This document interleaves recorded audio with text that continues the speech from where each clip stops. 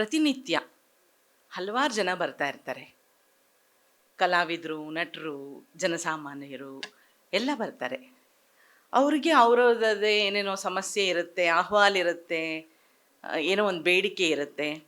ಆ ಥರ ಪ್ರತಿನಿತ್ಯ ನಾನು ನೂರಾರು ಜನನ್ನ ಭೇಟಿ ಆಗ್ತಾ ಇರ್ತೀನಿ. ಆದರೆ ಕಳೆದ ವಾರ ಇಬ್ಬರು ಯುವಕರು ನನ್ನ ಕಚೇರಿಗೆ ಬಂದರು. ಈ ಮಾಯಾ ಇದ್ದಾಳಲ್ಲ, ಇವಾಗೆಲ್ಲೋ ಕಾಣಿಸ್ತಾ ಇಲ್ಲ, ಅವಳು ಹಿಂದಿನ ಜನ್ಮದಲ್ಲಿ ಒಂದು ಮರ ಆಗಿದ್ಲೇನೋ, ಟ್ರೀ ಅಂತ ಅನಿಸುತ್ತೆ ನನಗೆ. ಯಾಕಂದರೆ she is branched herself out into many directions. ನನಗೆ ಫೋನ್ ಮಾಡಿಬಿಟ್ಟು, ನಮ್ಮ ಅಂಕಲ್ನ ಕಳಿಸ್ತಿದ್ದೀನಿ ಕಣೆ, ಅವ್ರು ನಿಮ್ಮನ್ನು ಭೇಟಿ ಆಗಬೇಕು. ಯಾಕಮ್ಮ, ಬೆಂಗಳೂರು ಟ್ರಾಫಿಕಲ್ಲಿ ನೀವು ಜನರನ್ನ ಯಾಕೆ ಕಳಿಸ್ತೀರಿ?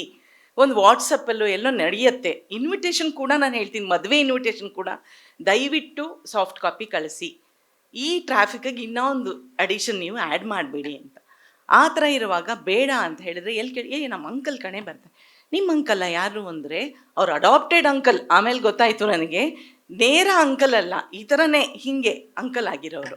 ಸೊ ಆ ಅಂಕಲ್, ಇಬ್ಬರು ಅಂಕಲ್ಸು ಎಷ್ಟು ಕ್ಯೂಟಾಗಿ ಎಷ್ಟು ಚೆನ್ನಾಗಿ ಬಂದರು ಅಂದರೆ fell in love with them.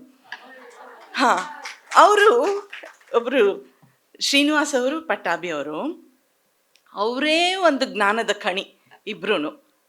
ಅದರಲ್ಲಿ ಅವ್ರ ತಂದೆ ಬಗ್ಗೆ ಮಾತಾಡ್ತಾ ಇದ್ದಾರೆ. ಆ ಕಂಠಲ್ಲಿ ಇರೋವಂಥ ಹೊಳಪು ನೋಡಬೇಕು ನೀವು. ಅವರಲ್ಲಿ ಏನೋ ಒಳಗಡೆಯಿಂದ ಪ್ರವಹಿಸುತ್ತಿದೆ, ಏನೋ ಒಂದು ಪ್ರೀತಿ, ಒಂದು ಹೇಳಲ್ಲ, ನನಗೆ ಹೇಳಕ್ಕೆ ಬರ್ತಾ ಇಲ್ಲ. ಆ ಥರ ಪ್ರತಿಯೊಂದು ದಾಖಲೆ ತೆಗಿತಾರೆ. ಅದೇನೋ ಅದು ಇದನ್ನು ಅನರ್ಘ್ಯ ರತ್ನ ತೆಗಿತಾ ಇದ್ದೀವಿ ಅಂದರೆ ಒಂದು ಪೇಜ್ ಹಿಂಗೆ ತೆಗೆದು ಇಡ್ತಾರೆ. ಆ ಥರ ವ್ಯಕ್ತಿಗಳು. ಆಮೇಲೆ ತಂದೆ, ಕುಟುಂಬ, ವಾತ್ಸಲ್ಯ, ಅದೆಲ್ಲ ತುಂಬ ಕಡಿಮೆ ಜನರಲ್ಲಿ ನಾನಿವಾಗ ನೋಡಿರೋದು. ಯಾಕಂದರೆ ಎಲ್ಲ ಸಂಬಂಧಗಳು ಪ್ರತಿಯೊಂದು it's so materialistic ನವ್ A days.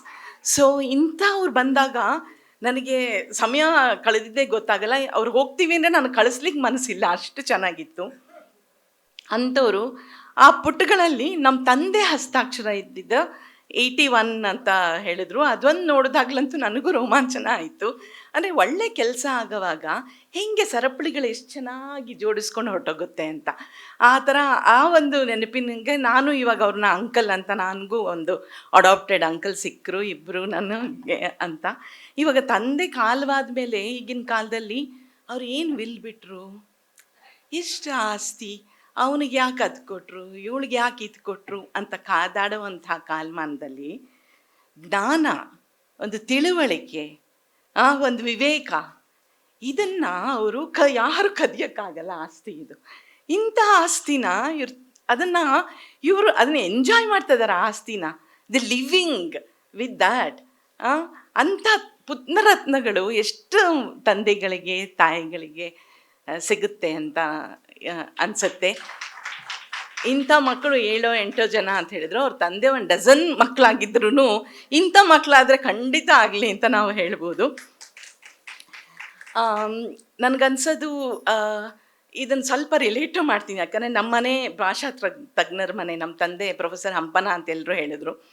ಅವರು ದಿನಕ್ಕೆ ಒಂದು 10 ಪದಾನಾದ್ರೂ ಅದ್ರ ನಿಷ್ಪತ್ತಿ ಹೇಗೆ, ಅದು ತತ್ಸಮಾನ, ತದ್ಭವ, ಎಲ್ಲಿಂದ ಬಂದಿದೆ, ಅದನ್ನು ಏನೋ ಒಂದು ಹೇಳ್ತಾನೆ ಇರ್ತಾರೆ. ಅದನ್ನು ಕೇಳೋವಂಥ ಪುಣ್ಯವಂತೆ ನಾನು. ಇವತ್ತು ಬೆಳಗ್ಗೆ ಏನಾಯಿತು ಅಂದರೆ, ಏನೋ ನೀರು ಕೊಡ್ಲಾ ಅಂತ ಕೇಳಿದೆ. ತಕ್ಷಣ ಹೇಳಿದ್ರು, ನೀರು ಇಬ್ಬನಿ, ಇಬ್ಬನಿ. ಅದು ಅಂದರೆ ನೀರಂತ, ಪನಿ ಅಂದರೆ ಹನಿ, ಇಬ್ಬನಿ ಬಂತು. ಯಾಕೆ ಅದನ್ನು ಕೇಳಿದ್ರು ಅಂದರೆ, ಆ ಸೊಪ್ಪಿನ ಜೊತೆ ಅವ್ರಿಗೆ ಈರುಳ್ಳಿ ಬೇಕಿತ್ತು. ಅದಕ್ಕೆ ಅವ್ರು ಏನು ಮಾಡಿದ್ರು, ಅದು ನೀರುಳ್ಳಿ. ಅದೇ ಅದರಲ್ಲಿ ಏನಾಗುತ್ತೆ ಅಂದರೆ, ನೀರಾಯಿತು, ಈರುಳ್ಳಿ ಆಯಿತು, ಸ್ವಲ್ಪ ಈರುಳ್ಳಿ ಕೊಡಮ್ಮ. ಈ ಥರ ಭಾಷಾ ತಜ್ಞರಿರೋಂಥ ಮನೆ.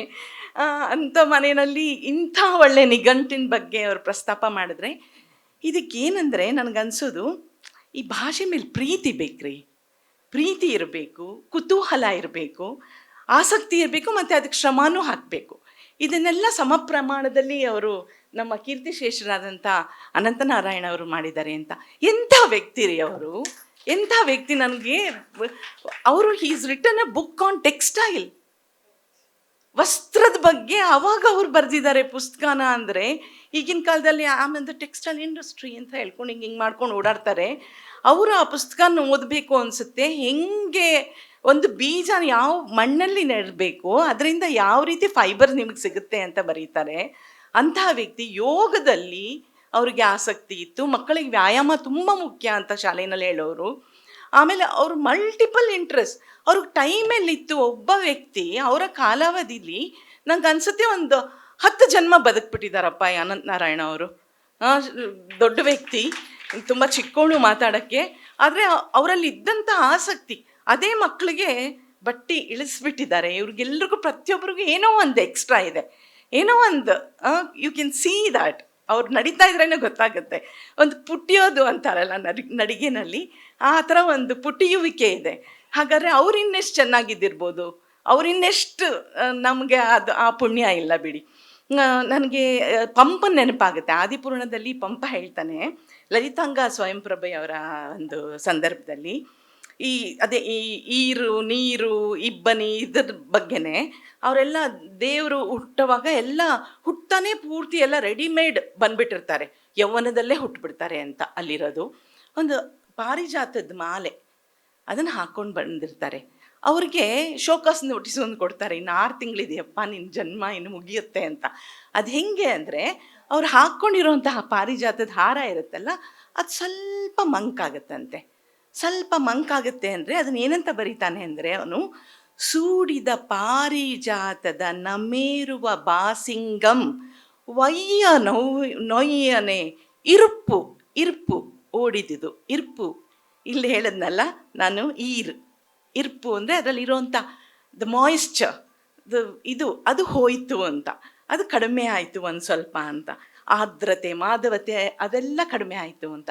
ಈ ರೀತಿ ಎಷ್ಟೋ ಪದಗಳು ಇವಾಗ, ಅದು ಅಚ್ಚ ಕನ್ನಡ ಪದ, ಅದು ನಮ್ಮ ಭಾಷೆನಲ್ಲಿ ಇವಾಗ ಇಲ್ಲವೇ ಇಲ್ಲ, ನಾವು ಬಳಸ್ತಾನೇ ಇಲ್ಲ. ಆ ರೀತಿಯ ಅನೇಕ ನೋಡಿ, ಅವರು ಅಳಿಯನ್ನ ಇದಕ್ಕೆ ಕೆಂಪು ಚೇಳು ಅಂತ ಬರೀತಾರೆ. ಅಳಿ ಅನ್ನೋದು ನಾವು ಏನೋ ಅಂದ್ಕೊಂಡಿರ್ತೀವಿ ಅಳೆಯೋದು ಅಂತ. ಆ ಥರ ಒಂದು ಇಷ್ಟು ನೀವು ಹೇಳ್ದಂಗೆ ನಮಗೆ ಈ ಅರ್ಥ ಇತ್ತ ಈ ಪದಕ್ಕೆ ಅನ್ನೋದು ಒಂದು ಆ ಪುಸ್ತಕದ ಬಗ್ಗೆನೇ ಬರೆಯೋಣ ಅಂತ ಅನ್ನಿಸ್ತಾ ಇದೆ ನನಗೆ. ಈ ಶಬ್ದಾರ್ಥಕೋಶದ ಬಗ್ಗೆ ವಿಶ್ವೇಶ್ವರ ಭಟ್ ಅವ್ರು ಪ್ರಕಟಿಸ್ತೀನಿ ಅಂದರೆ ನಾನು ಖಂಡಿತ ಒಂದು ಸ್ವಲ್ಪ ಬರ್ಕೊಡ್ತೀನಿ ಏನಾದರೂ ಆ ಪುಸ್ತಕದ ಬಗ್ಗೆ ಅಂತ.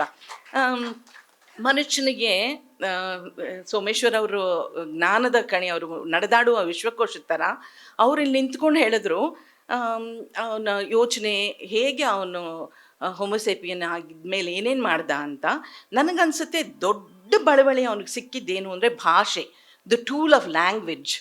ಆ ಲ್ಯಾಂಗ್ವೇಜ್ ಸಿಕ್ಕ ಮೇಲೆ ಭಾಷೆ ಬಂದದ್ದು ಅವನ ಜಗತ್ತಿನ ಚಕ್ರವರ್ತಿ ಆಗಿಬಿಟ್ಟ, ಅನಭಿಷಕ್ತ ಚಕ್ರವರ್ತಿ ಆಗಿಬಿಟ್ಟ ಮನುಷ್ಯ.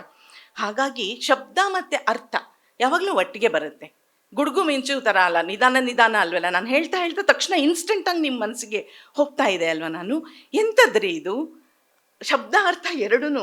ಅದಕ್ಕೆ ಕಾಳಿದಾಸ ರಘುವಂಶದ ಆರಂಭದಲ್ಲೇ ಹೇಳ್ತಾನೆ, ವಾಗಾರ್ಥವಿವ ಸಂಪೃಕ್ತೆ ವಾಗಾರ್ಥ ಪ್ರತಿಪತ್ತೆಯೇ ಜಗತೌ ಪಿತರೌ ಒಂದೇ ಪಾರ್ವತಿ ಪರಮೇಶ್ವರಂ ಅಂತ ಹೇಳ್ತಾನೆ. ಹಂಗಂದರೆ ನೀವಿಬ್ಬರು ಪಾರ್ವತಿ ಪರಮೇಶ್ವರ ಎಷ್ಟು ಚೆನ್ನಾಗಿ ಅವಿನಾಭಾವ ಸಂಬಂಧದಲ್ಲಿದ್ದಾರಲ್ಲ, ಆ ಥರ ಭಾಷೆದು ಶಬ್ದ ಮತ್ತು ಅರ್ಥ ಒಟ್ಟಿಗೆ ಇರುತ್ತೆ ಅಂತ ಹೇಳ್ತಾನೆ. ಇಂಥ ಮಹಾನುಭಾವರಾಗಿ ಹೋಗಿದ್ದಾರೆ ರೀ.